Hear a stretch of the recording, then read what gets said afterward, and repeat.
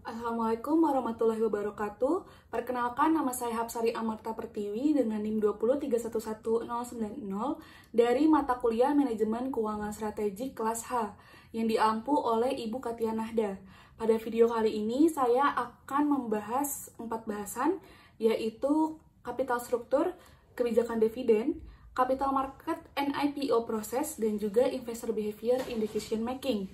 Jadi pada bahasan pertama yaitu capital struktur, di capital struktur sendiri ada 4 teori, yaitu ada Modigliani-Miller teori atau biasa disebut sebagai MM teori, trade-off teori, dan signaling teori, dan terakhir ada pecking order teori. Nah, MM teori ini mengemukakan tentang zero tax, within tax, dan juga corporate tax.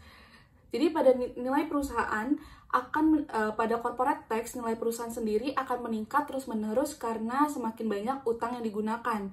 Sedangkan MM teori ini juga mengabaikan biaya kebangkrutan yang meningkat karena semakin banyak utang yang digunakan.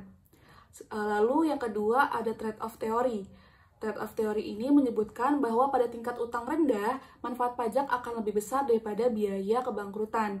Sedangkan pada tingkat utang yang tinggi, biaya kebangkrutan sendiri akan lebih besar daripada manfaat dari pajak yang didapatkan. Lalu ada signaling teori. Signaling teori ini di mana MM atau Modigliani-Miller itu berasumsi bahwa investor dan manajer mempunyai informasi yang sama atau bisa disebut sebagai informasi simetri. Namun pada kenyataannya, manajer tuh seringkali punya informasi yang lebih baik atau bisa disebut sebagai informasi asimetri, di mana informasi yang didapatkan, informasi investor dengan informasi manajer itu berbeda, informasinya yaitu jual saham jika dinilai terlalu tinggi atau over value, dan juga jual obligasi jika saham mengalami under value. Nah, investor yang memahami hal ini sehingga memandang penjualan saham baru sebagai sinyal negatif. Lalu ada pecking order teori. Pecking order teori ini berisikan di mana pada awalnya perusahaan menggunakan dana internal karena tidak adanya biaya flotasi. Nah, biaya flotasi sendiri adalah biaya yang dikeluarkan karena ketika mengeluarkan saham baru dan juga tidak adanya sinyal negatif. Jika lebih banyak dana dibutuhkan, maka perusahaan itu akan mengeluarkan hutang karena mempunyai biaya flotasi lebih rendah daripada ekuitas dan bukan sinyal negatif. Nah, perusahaan juga akan menerbitkan ekuitas jika lebih banyak dana dibutuhkan. Nah, bahasan selanjutnya yaitu penentuan capital struktur. Jadi, yang menentukan capital struktur itu pertama ada sales stability, yaitu sebuah perusahaan yang penjualannya relatif stabil dapat dengan aman mengambil lebih banyak hutang. Lalu ada struktur aset. Struktur aset ini ketika sebuah perusahaan yang asetnya cocok sebagai jaminan cenderung mengutamakan utang yang agak berat. Lalu penentuan yang ketiga ini ada leverage operasi, di mana perusahaan dengan leverage operasi yang lebih kecil lebih mampu menggunakan leverage keuangan. Lalu ada growth rate. Nah, perusahaan yang tumbuh lebih cepat lebih mengandalkan modal internal. Lalu ada profitabilitas, di mana perusahaan yang sangat menguntungkan lebih mengandalkan dana yang dihasilkan secara internal. Selanjutnya ada pajak, di mana semakin tinggi tarif pajak maka semakin berat keuntungan utang. Lalu penentu selanjutnya adalah sikap manajemen. Manajer yang lebih konservatif menggunakan lebih sedikit hutang daripada rata-rata perusahaan. Selanjutnya, penentu selanjutnya yang terakhir adalah kondisi pasar, di mana kondisi pasar saham dan obligasi memiliki pengaruh penting pada perusahaan struktur modal yang optimal. Bahasan selanjutnya adalah dividen policy atau kebijakan dividen. Nah, jadi kebijakan dividen itu adalah tingkat distribusi kas kepada pemegang saham. Jadi ada 4 teori yang menjelaskan apakah investor lebih baik melakukan pembayaran tinggi atau rendah. Nah, 4 teori ini yaitu dividen irrelevant teori, bird in hand teori, tax effect teori, dan juga signaling teori. Jadi dividen irrelevant teori itu teori ketika investor itu nggak peduli antara dividen dan keuntungan modal yang dihasilkan. di mana ini tuh menyiratkan kebijakan pembayaran tidak berpengaruh pada nilai saham. Jadi jika investor menginginkan uang nggak tunai itu mereka menjual saham, sedangkan jika mereka menginginkan uang tunai mereka tuh menggunakan dividen untuk membeli saham. Lalu ada bird in hand theory, di mana investor itu prefer pada high payout, yaitu investor mungkin berpikir dividen ini kurang beresiko daripada potensi keuntungan di masa depan. Maka dari itu, pembayaran yang tinggi akan mengurangi biaya agensi dan membuat manajer tidak melakukan pemborosan. Selanjutnya ada tax effect theory, di mana di sini pada teori ini investor itu prefer dengan low payout. Jadi pembayaran rendah berarti keuntungan modal yang lebih tinggi dan juga pajak keuntungan modal ditangguhkan sampai direalisasikan, sehingga dikenai pajak pada tingkat efektif yang lebih rendah daripada dividen. Lalu teori selanjutnya ada signaling teori, di mana investor tuh melihat perubahan dividen sebagai sinyal pandangan manajemen tentang masa depan. Manajer itu tidak suka mendorong dividen, jadi tidak akan menaikkan dividen kecuali menurut mereka kenaikan itu berkelanjutan. Maka dari itu, kenaikan harga saham pada saat kenaikan dividen dapat mencerminkan ekspektasi yang lebih tinggi untuk EPS di masa depan, bukan keinginan untuk mendapatkan dividen.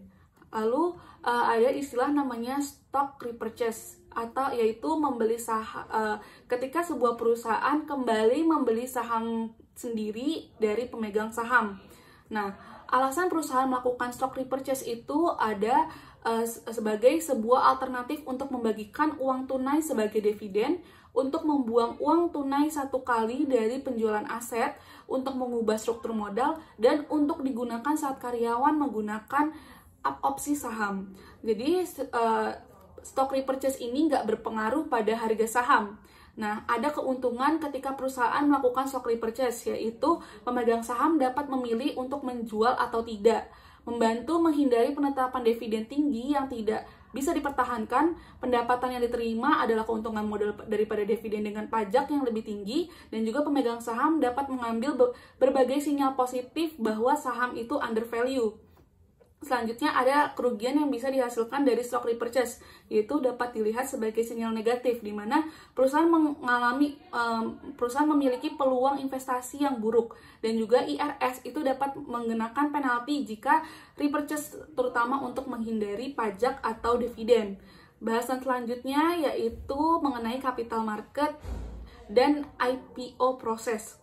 Jadi perusahaan startup itu biasanya dibiayai dengan founder research atau sumber daya pendiri, angel investor, dan juga venture capital atau modal ventura, di mana sebagian besar modal dalam dana disediakan oleh manajer institusional, yaitu manajer dana disebut pemodal ventura yang duduk dalam perusahaan yang mereka danai. Nah, tadi kan di mention mengenai IPO. Jadi IPO itu adalah initial public offering, atau ketika sebuah perusahaan melakukan going public. Nah, apa sih going public ini? Yaitu ketika sebuah perusahaan menjual sebagian saham perusahaan ke investor luar pasar perdana, lalu membiarkan perdagangan saham sekunder di pasar. Jadi IPO sendiri itu adalah ketika sebuah perusahaan itu melakukan penjualan saham pertama kali kepada masyarakat luas. Nah, going public ini memberikan dua efek perusahaan, yaitu mengubah struktur kepemilikan perusahaan dengan meningkatkan jumlah pemilik, dan juga mengubah struktur modal perusahaan dengan meningkatkan investasi ekuitas di perusahaan. Nah, alasan perusahaan melakukan IPO itu yaitu likuiditas meningkat, lebih mudah untuk meningkatkan modal di masa depan, menjadi publik, menetapkan nilai perusahaan, membuatnya lebih layak untuk menggunakan saham sebagai karyawan insentif atau sebagai insentif untuk karyawan, dan juga meningkatkan pengalaman pelanggan dan reputasi perusahaan atau penjualan yang tinggi. Nah, step untuk melakukan IPO itu yang pertama ada tahap persiapan atau pemilihan bankir investasi. Yang kedua ada uji tuntas penyusunan prospektus dan juga dokumen pendaftaran. Yang ketiga itu pilih kisaran harga untuk prospektus awal. Yang keempat, ikuti roadshow untuk pembuatan buku dan tetapkan harga penawaran di akhir dalam prospektus. Yang kelima, yaitu proses review oleh regulator dan proses berkas untuk persetujuan. Yang keenam, yaitu persetujuan di SEC untuk langganan dan publikasi prospektus. Yang terakhir, proses yang terakhir, yaitu proses subscription dan listing. Nah, step IPO sendiri tuh kira-kira memerlukan waktu selama 48 minggu. Nah, tadi kan disebut juga nih prospektus. Nah, prospektus itu adalah dokumen hukum yang menjelaskan rincian perusahaan penerbit dan penawaran yang diusulkan kepada calon investor. Prospektus ini berisi banyak informasi dalam pernyataan pendaftaran. Lalu ada roadshow, yaitu tim manajemen, bankir investasi, dan juga pengacara mengunjungi calon investor institusional. Lalu ada book building atau pembuatan buku, di mana bankir investasi itu meminta investor untuk menunjukkan berapa banyak saham yang mereka rencanakan untuk dibeli dan mencatatnya dalam sebuah buku. Nah, berdasarkan permintaan, bankir investasi itu menetapkan harga penawaran akhir pada malam sebelum IPO. Lalu, ketika sebuah perusahaan melakukan go public, itu juga ada kerugian yang bisa dihadapi oleh perusahaan, yaitu kehilangan kendali biaya pelaporan yang lebih tinggi, tingkat pengungkapan yang lebih tinggi, atau mungkin data operasi yang tersedia untuk pesaing. Nah, kerugian yang selanjutnya yaitu harga pasar mungkin tidak mencerminkan nilai yang sebenarnya, mengelola hubungan investor yang memakan waktu, dan juga kepemilikan dialihkan kepada pihak luar dapat mengambil kendali dan bahkan memecat pengusaha. Nah, bahasan selanjutnya atau bahasan yang terakhir yaitu investor behavior in decision making.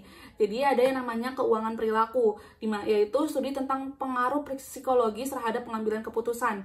Nah, ada pilar utama dalam manajemen investasi tradisional yaitu teori portofolio yang dikemukakan oleh Harry Markowitz. Nah, teori ini disebutkan sebagai jangan menaruh telur dalam suatu keranjang.